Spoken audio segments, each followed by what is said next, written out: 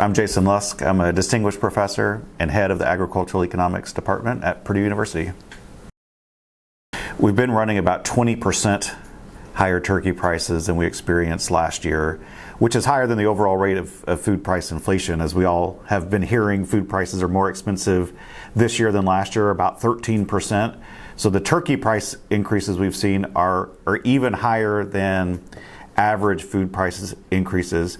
That being said, for the last couple of weeks, we've started to see those come down a bit, and at the moment, turkey prices are only running about 9 to 10% higher than they were last year.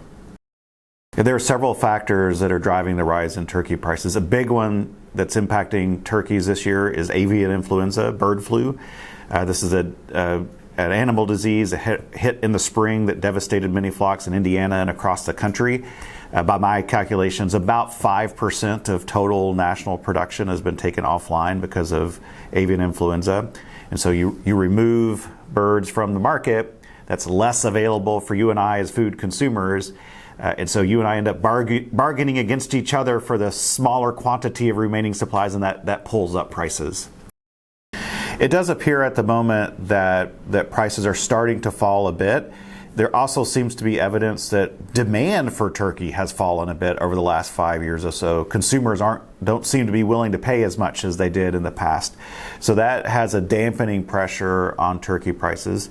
The forecasts at the moment also suggest, hopefully if we can get past this bird flu situation, we'll have more turkeys in the future.